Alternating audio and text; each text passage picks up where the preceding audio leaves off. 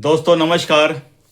दोस्तों बिहार के बांकेपुर में जो बीजेपी को जो हार मिली है उप उप चुनाव में, उसके ऊपर हम लोग बात करेंगे कि आखिर बीजेपी ये बांकीपुर जैसा सीट क्यों हारी, और हार के 5 बड़े कारणों पर हम लोग डिस्कशन करेंगे। हालांकि ये काम करना चाहिए बीजेपी को, ठीक है ना। बीजेपी को अपनी समीक्षा बैठक बुलानी चाहिए और हार पर हुए कारणों का चर्चा करना चाहिए। लेकिन अब बीजेपी नहीं कर रहा है तो इसका मतलब ये तो नहीं है ना कि कोई ना करे, तो इसको करते हैं। तो जहां तक दोस्तों मुझे लगता है, पहला कारण, डायरेक्ट इधर उधर की बात नहीं करते हैं, पहला कारण मैं आपको बता रहा हूं, ओवर कॉन्फिडेंट। बांकेपुर विधानसभा सीट जो है 1995 से लेकर अब तक भारतीय जनता पार्टी के पास थी।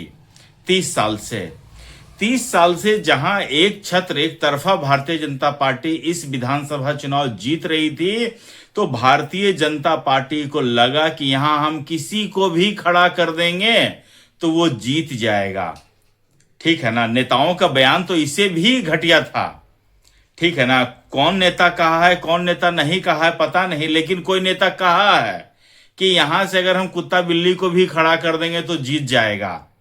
लेकिन आप किसी भी विधानसभा के देवतुल्य जनता को आप फॉर ग्रांटेड नहीं ले सकते हैं, ठीक है ना। कि आप ऐसा बोलिएगा कि किसी को भी हम कुत्ता बिल्ली को लड़वा देंगे तो जीत जाएगा, नहीं।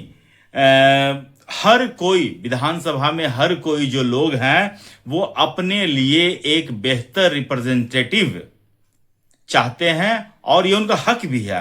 वो चाहते हैं कि उनके क्षेत्र को जो रिप्रेजेंट करे वो इस दुनिया का सबसे अच्छा आदमी हो, ठीक है ना। तो बांकेपुर की जनता को जब नीरज सिन्हा और प्रशांत किशोर में से चुनने का मौका मिला तो उन्होंने प्रशांत किशोर को चुना। ये इसलिए नहीं क्योंकि उनके मन में ये था कि अब बीजेपी की तो सरकार बन चुकी है, मुख्यमंत्री भी बीजेपी का है, बीजेपी को कोई नुकसान यहां एक सीट से कुछ होने जाने वाला है नहीं। 202 जहां है वहां पर 201 हो जाएगा, ठीक है ना। तो लोगों ने सोचा कि क्यों ना प्रशांत किशोर को एक मौका दिया जाए, ये इतनी जो बड़ी बड़ी बातें करता है, क्यों ना इसको एक बार चांस दिया जाए, ताकि बीजेपी की सरकार को कोई प्रॉब्लम भी ना हो, और प्रशांत किशोर को चेक भी कर लिया जाएगा कि ये खाली बोलने वाला है या कुछ धरातल पर करने वाला भी है। तो ये दोस्तों मुझे, मेरे अनुसार सबसे बड़ा कारण लगता है ओवर कॉन्फिडेंस। दूसरा जो कारण मुझे लग रहा है कि गलत कैंडिडेट का चुनाव। दोस्तों डे 1 से ही जब इस चुनाव का हुआ था तो बीजेपी ने पहले बंटी भैया को घोषित किया। बंटी भैया के माता पिता दोनों पशुपालन घोटाले में जेल जा चुके थे, और बंटी भैया जो है बहुत ज्यादा पढ़े लिखे भी नहीं थे, ऐसे ही इधर उधर घूमते रहते थे, नेतागिरी करते थे। तो अब ऐसे आदमी को अगर आप टिकट दे देंगे तो आरजेडी वाले भी बोलेंगे, कांग्रेस वाले बोलेंगे, प्रशांत किशोर भी बोलेंगे, तो इसलिए उनका टिकट वापस से करवा लिया जाता है। सोचिए जब बंटी भैया प्रेस कॉन्फ्रेंस कर रहे थे, पेपर देखकर बोल रहे थे और वो भी गलत सलत बोल रहे थे। मतलब भारतीय जनता पार्टी जो इंटेलेक्चुअल्स की पार्टी कही जाती है, उनके पास एक विधानसभा क्षेत्र में ऐसे कैंडिडेट नहीं है जो ढंग से बिना देखे 4 लाइन पढ़ सके। तो उसी समय से भारतीय जनता पार्टी का नेगेटिव मार्किंग वहीं से शुरू हो गया था कि आप इतने बड़े पार्टी होकर आप एक ढंग का कैंडिडेट नहीं दे सकते हैं। तो पहले तो रॉन्ग कैंडिडेट को चुनना, उसके बाद उसका नॉमिनेशन वापस से लेना, उसके बाद उससे प्रेस कॉन्फ्रेंस में पढ़वाना। तो आपको क्या लगता है प्रशांत किशोर जैसा बाघ आदमी पॉलिटिकल स्ट्रैटेजी, दूसरों के लिए पॉलिटिकल स्ट्रैटेजी बनाता है, वो इन सब चीजों को ऑब्जर्व कर रहे होंगे, तो आपको क्या लगता है वो आपको छोड़ देंगे?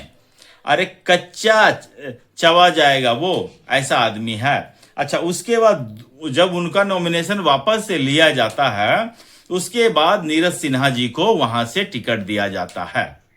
नीरज सिन्हा एक आम कार्यकर्ता होते हैं, उनको टिकट दिया जाता है। ये बिल्कुल अच्छी बात है कि भारतीय जनता पार्टी पैसा वैसा, जैसा प्रशांत किशोर है पैसा पे टिकट बेच देता है, भारतीय जनता पार्टी में ये सब चीजें नहीं होती हैं और एक आम से कार्यकर्ता को उनको दिया गया। लेकिन क्या हो रहा है ना, मैंने जहां तक उससे नीरज सिन्हा जी को देखा है, सोचा समझा है, परखा है, वो थोड़ा सा कम बोलने वाले आदमी हैं, वो थोड़े से दब्बू टाइप के आदमी हैं। अब प्रशांत किशोर जो इतना मुखर है, इतना बाचाल जिसे कह सकते हैं, जहां नहीं भी बोलने का वहां भी प्रशांत किशोर 10 लाइन बोलेगा। और पूरे विधानसभा में चुनाव प्रचार के दौरान मैंने नीरज सिन्हा जी का एक भी स्टेटमेंट दमदार वाला नहीं देखा। बेशक बिहार में डबल इंजन की सरकार है, बीजेपी का मुख्यमंत्री है, लेकिन पता नहीं बीजेपी ने नीरज सिन्हा को बोलने से क्यों मना किया था। कोई भी पार्टी का बड़ा नेता कुछ भी नहीं बोल रहा था, ठीक है ना। रॉन्ग पार्टी मतलब कि रॉन्ग कैंडिडेट सिलेक्शन के साथ साथ कुछ और बातें भी पता चली है कि पार्टी में वहां पर अंदरूनी कलह भी था। रविशंकर प्रसाद जो हैं वो अपने बेटे को सेट करने के चक्कर में लगे हुए होते हैं। दोस्तों ये एक मुझे पता नहीं चल रहा है, ये कैसा ऑब्सेशन है पॉलिटिकल पार्टीज का कि अगर एक बार किसी को मौका मिलता है तो वो चाहता है कि बस अब वो सीट जो है उसके बेटे ही उसका उत्तराधिकारी बने। हर जगह मैं यही देखता हूं, नेता कैसा भी हो, अच्छा हो, बुरा हो, घटिया हो, ठीक है ना, वो चाहता है कि जब हम वो सीट को छोड़ें तो उसका बेटा वहां से प्रतिनिधित्व करे।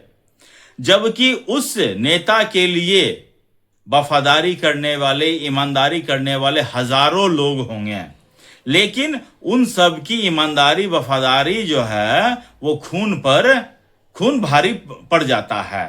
अंत में आदमी अपने बेटे के ही बारे में सोचता है। आप कितना भी किसी नेता के लिए खून बहा लीजिए, लेकिन जब गद्दी देने की बारी आएगी, कहते हैं ना कि शेर का बेटा शेर ही बनेगा, राजा का बेटा ही राजा बनेगा, बाकी पत्तल ढोने दरी बिछाने वाले जो है ऐसे ही डोलते रह जाएंगे। तो मुझे लगता है कि यहां पर थोड़ा सा भीतर घात भी हुआ है। कोई आदमी ये नहीं चाह रहा है कि कोई दूसरा एक साधारण सा कार्यकर्ता आगे बढ़े, वो चाह रहे थे कि हमारा बेटा यहां से आगे बढ़े, ठीक है ना। तो ये मुझे दूसरा कारण लगता है, भीतरघात और रॉन्ग कैंडिडेट सिलेक्शन। तीसरा कारण जहां तक मुझे लगता है कि अभी 2 महीने से जो नीट पेपर लीक पे जो प्रोटेस्ट चल रहा है, दिल्ली में जंतर मंतर पर जो धरना चल रहा है, उसका भी असर थोड़ा बहुत ही सही लेकिन पड़ा तो होगा ही, ठीक है ना। और मुझे लगता है कि तमाम पॉलिटिकल पार्टी जिस तरह से बीजेपी को कॉर्नर करने का कोशिश करते हैं हर एक मुद्दे पर, बीजेपी के पक्ष में ऐसे तो बीजेपी दिखाती है कि एनडीए इतना बड़ा कुनबा है, लेकिन जब कांग्रेस को जवाब देना होता है या आम आदमी पार्टी को जवाब देना होता है तो सारी पॉलिटिकल पार्टियां चुप रहती हैं, बीजेपी ही अकेले जितना बोलना होता है तो बोलती है। तो मुझे लगता है इसका भी थोड़ा बहुत असर हुआ है। और इसके साथ एक और है, कम वोटिंग का होना। जी हाँ दोस्तों, यहां पर सिर्फ और सिर्फ 35% वोटिंग होता है। इसका मतलब पिछला बार जो 2025 का चुनाव में जहां 60% वोटिंग होता है, वहां से ऑलमोस्ट आधा वोटिंग हो रहा है। अब आधा वोटिंग हो रहा है, इसका मतलब लोग पलायन करके दूसरे शहरों में चले गए हैं कामकाज करने के लिए।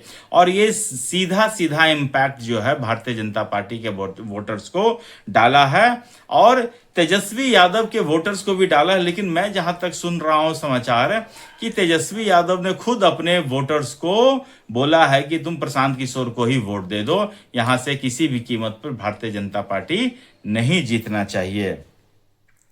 उसके बाद दोस्तों एक और बात हो रहा है कि भरत तिवारी हत्याकांड, इससे भी जो है जो बांकीपुर विधानसभा है वहां पर अपर कास्ट सवर्णों की संख्या ज्यादा है।